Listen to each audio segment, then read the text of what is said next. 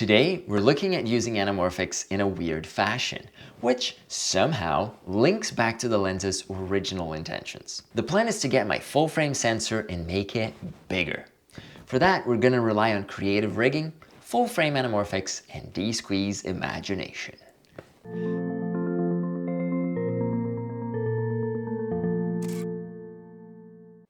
To achieve the goal of simulating a larger sensor, I'm rotating my camera sideways and figuring out what happens. I hope you notice this video has an unusual aspect ratio and look, and that has to do with what we're playing with. The idea for this episode came up when discussing sideways scope with Thomas at Epic Light Media for their experimental video on the subject. Okay, this is what we have going on here. An Ursa 12K turned horizontally. An Atlas anamorphic lens, which just happens to be upside down, and Elitis 1.33x anamorphic lens adapter, creating an image that you've never seen before. Harking back to the origins of anamorphic, I want to expand my frame.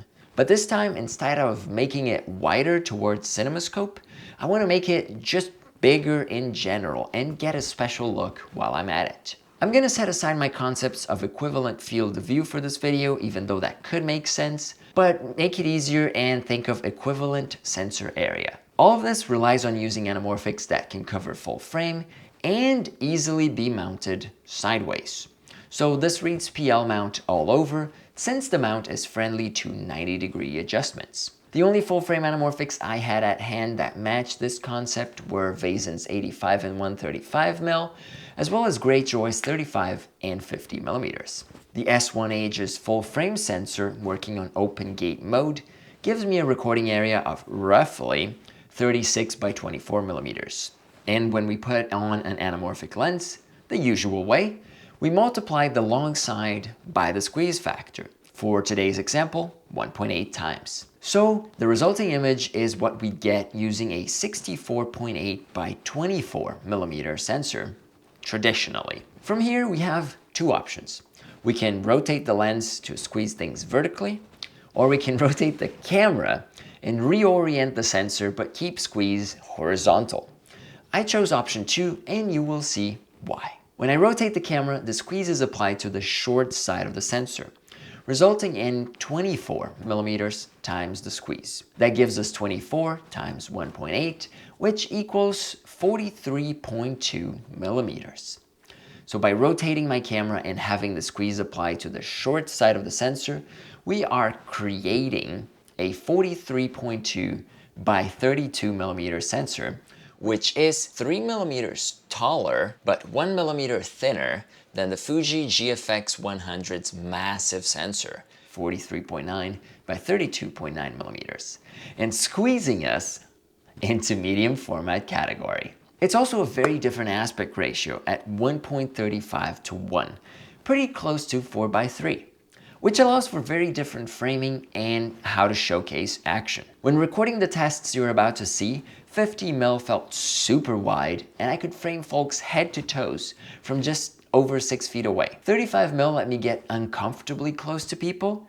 In fact, that was the limiting factor in my experiment. How close I could comfortably point the camera at someone, since at minimum focus I was pretty much in their face and started getting some weird looks. I filmed these tests during my breaks in pulling focus during the production of Dealer Choice's The Gunslinger music video, directed by Matthias Falvai and DP'd by Francesco Bertolucci. The band had built an entire Western saloon, and even though it might seem spacious on my tests, the actual camera used to film the video had a Super 35 sensor and a 37mm lens as the widest option in the set, which frequently felt like the framing was too tight. So one consequence of using this weird sideways setup is you get a lot in terms of field of view, or just a lot of a different perspective that we're not used to. Now let's analyze the look. The first thing that actually surprised me is bokeh was still oriented the right way instead of being wider rather than taller. And this comes from the fact that I'm still recording with the squeeze applied in the horizontal axis of the image. And as a consequence of rotating the sensor instead of the lenses. I told you that was coming back, didn't I? I also had to crop in a bit into Greatjoy's lenses since they didn't cover the full height of the sensor, and that felt a little lame.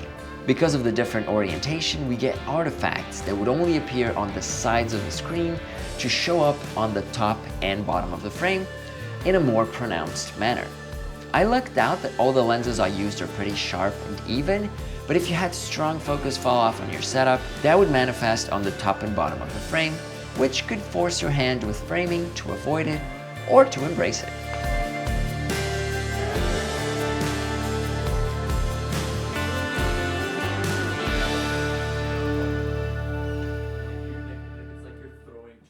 To keep the rig manageable while recording, I added a nice handle to the top of my rig, which was now the side of it. And this is just one that was cozier than my original top handle, since I'd be operating the camera like this instead of just holding it for transport. The image couldn't be de-squeezed in camera since this is far from standard operation, so I had to imagine how it would look and just keep an eye on what my framing felt like based on what was contained within it. I also found out that even though I'm using an anamorphic lens, turning on image stabilization in the camera helped me greatly. I didn't have the anamorphic option turned on as that looked weird, but straight up stabilization to the focal length that I was using at the moment. The difference in quality for my framing with the 85mm and 135mm was immense. These lenses are super heavy, and even if I was careful racking focus, I'd introduce visible jitter on the frame. Stabilization took those jitters away, as well as my heartbeats, and smoothed otherwise jerky moves. I expected having to rotate all my clips 90 degrees in the edit, since I'm literally using the camera sideways. One thing I wasn't counting on, which really helped the process of post-production, is Panasonic's latest cameras save the file orientation based on the camera orientation, and that applies to video too. So I didn't have to rotate all my files in Resolve. They already came in with the upside up. Even just playing the files has the right side up, so good job, Panny. I think I could have done better with my framing to make the look more pronounced, like get closer to subjects in general and make better use of the aspect ratio. Yet, this is a different take on using anamorphics. It could be greatly beneficial to projects that have a squarer aspect ratio, but still want to bring in some optical weirdness to the table. Joshua Martin did this using a sideways Escorama on a Z-Cam a while back, and Epic Light Media's tests look much nicer than mine. In fact, although Thomas was using a Super 35 sensor and longer lenses, his footage looks more organic than what I got. Maybe it's the extra stretch. His setup was a 2.66 times from the Atlas 2 times and the Letus 1.33 against my meager 1.8. For monitoring, I recently figured out that small HD monitors can actually compress the image and give you the right squeeze. The only thing they have to figure out is how to mount it sideways, because I can't rotate the image through their operating system. But that's still a lot easier than imagining the whole thing. I am super curious to hear your thoughts on all of this process, so chime in the comments below.